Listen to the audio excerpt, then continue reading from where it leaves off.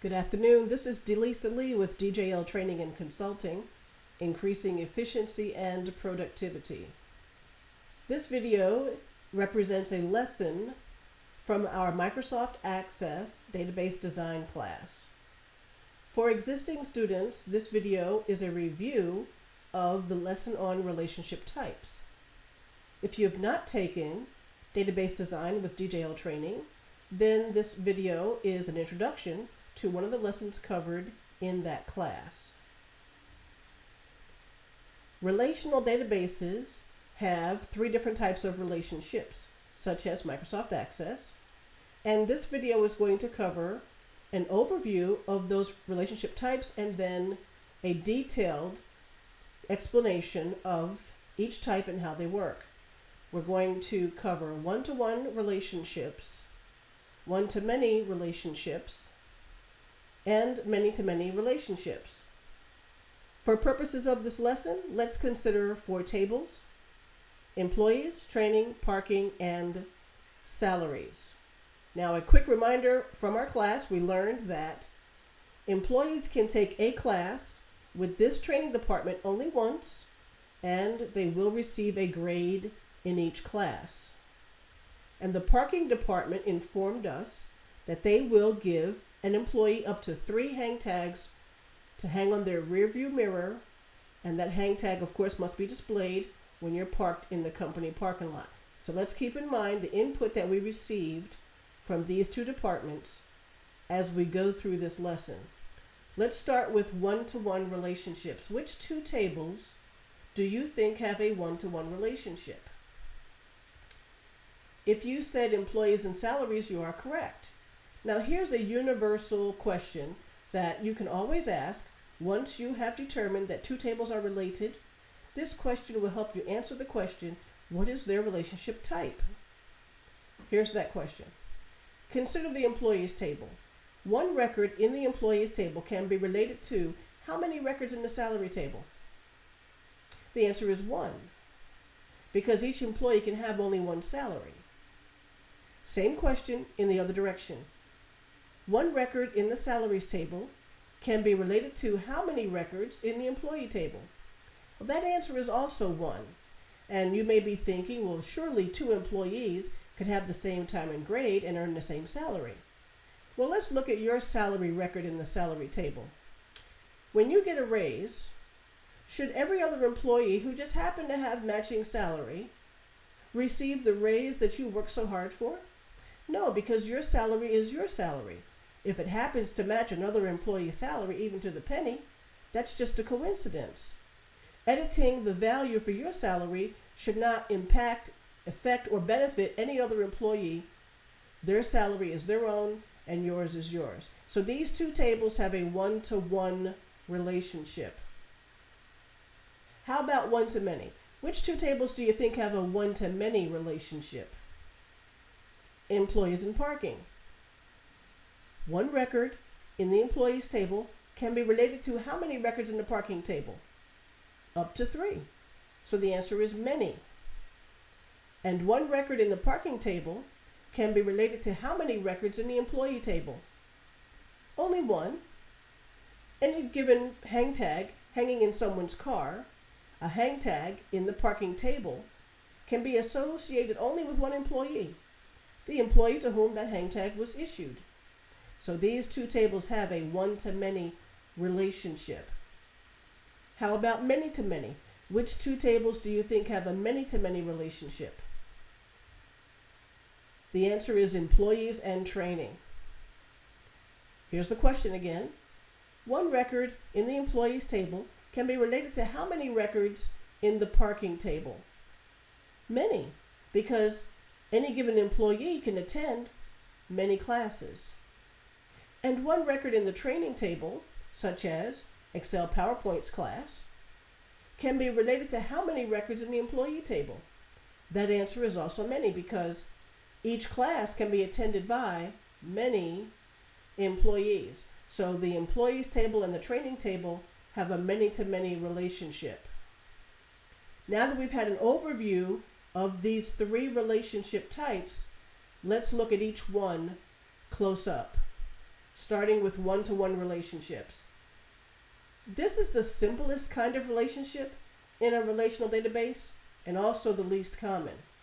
We said that the employees table and the salaries table have a one-to-one relationship. When two tables have a one-to-one relationship, you link each record in one table to a single record in another table.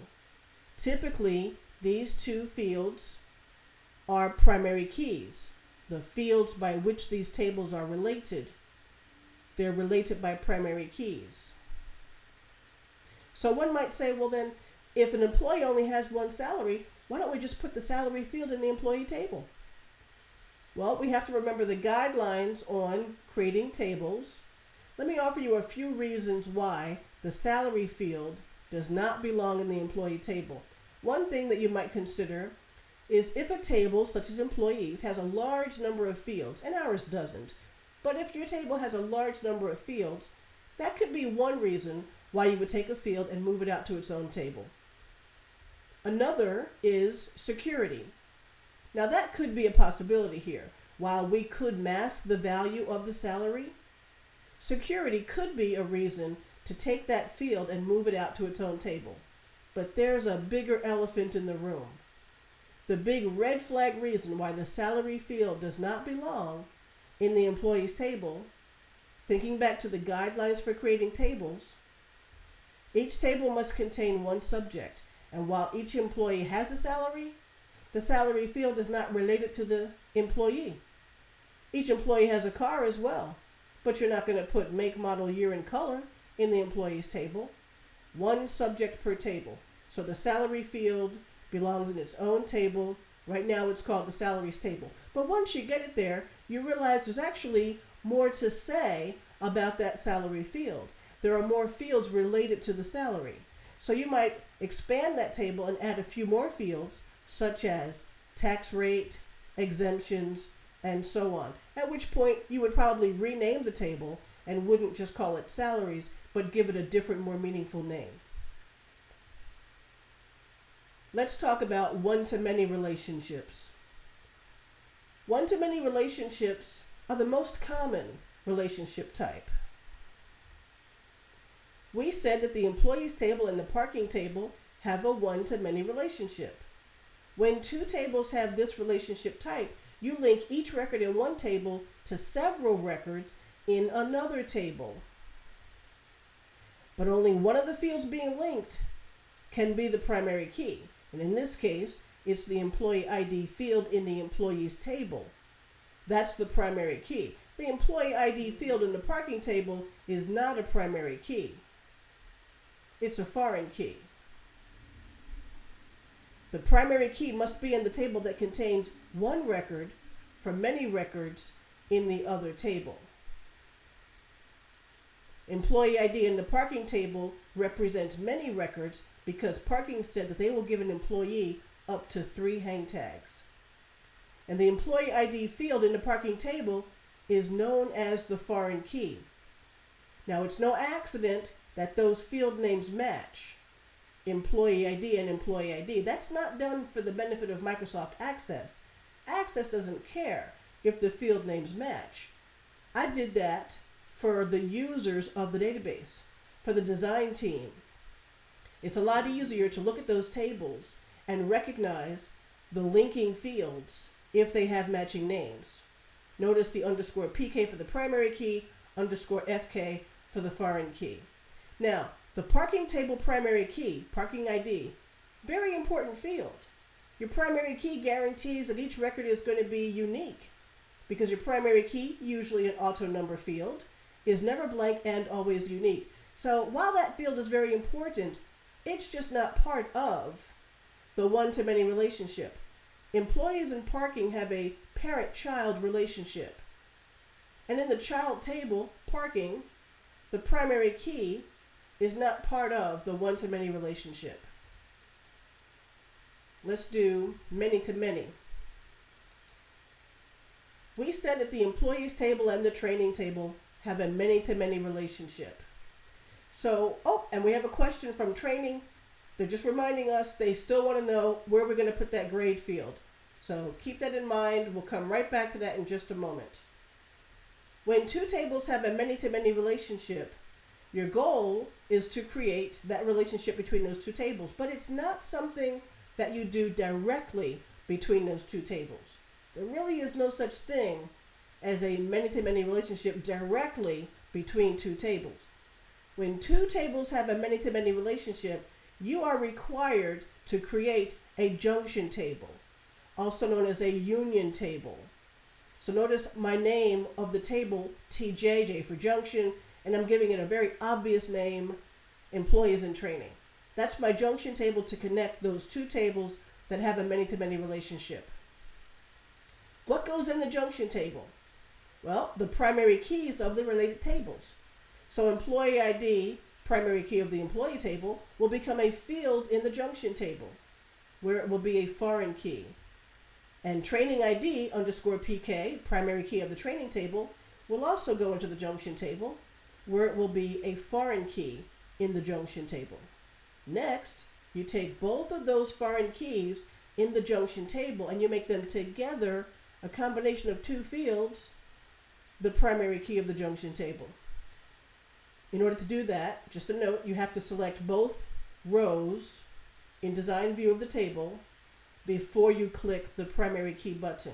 That's how you make two fields a primary key. Now you don't have to worry about maintaining this table. I'm giving you a glimpse of what it would look like if you were to open it, but don't worry about populating it or managing the data or maintaining it. Not your responsibility. Access takes care of that. When you look at the employee ID column, you see repetition, and you see repetition in the training ID field as well. But keep in mind, it's not that each of these fields is a primary key, it's the combination of these fields as primary key. So now we're seeing the employees' names. Bob took 3 classes, as did Sue and Joe. What did they take? They each took business ethics. They also attended security training as well as safety in the workplace. But because the combination of those two fields are the primary key, and since training told us employees can take a class only once, what you won't see in that table, what Access won't let you do, is generate Bob taking business ethics twice. So you would never see 01 and 01 twice.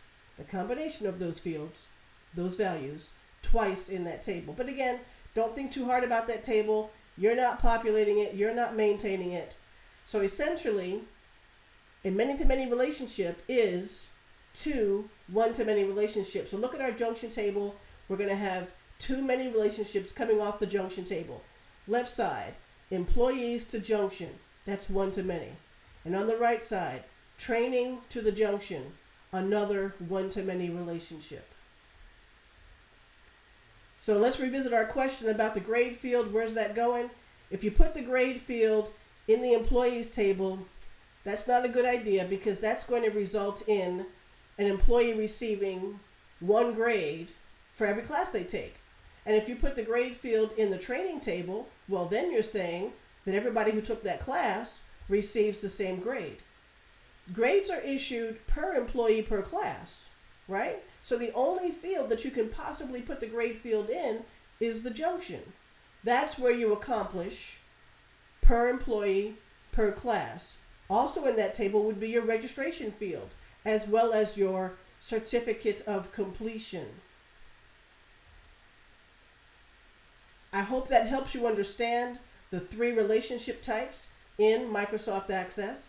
At this point in the class, we have covered these topics. Existing students, I remind you to log into the website and go to the user forum where our subject matter experts are standing by to answer your questions and help you with your database design. New students, visit us on the web at djltraining.com or give us a ring at 919-627-7305. DJL Training, increasing efficiency and productivity.